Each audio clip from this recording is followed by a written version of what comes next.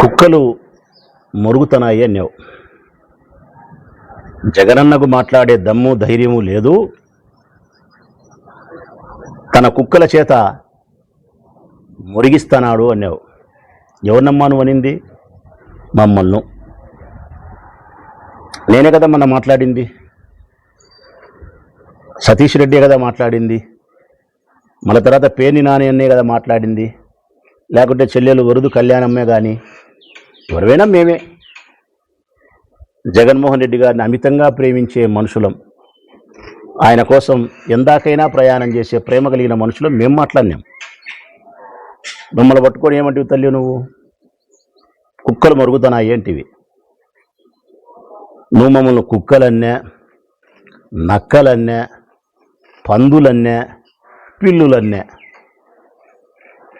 మేము నీ గౌరవానికి మర్యాదకు ఎప్పుడూ లోటు రానియం.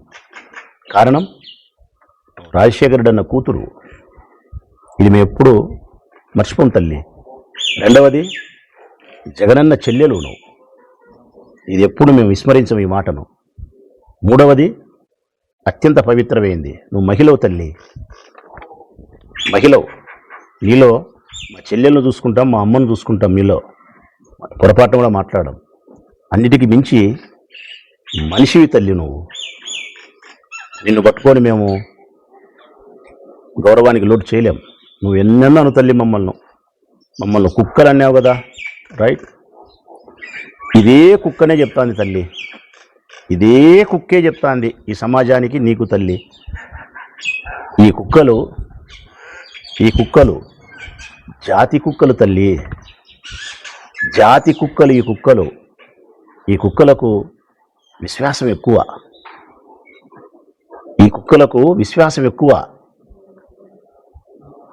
ఈ కుక్కలు ఎప్పుడంటే ఇప్పుడు మొరగవు.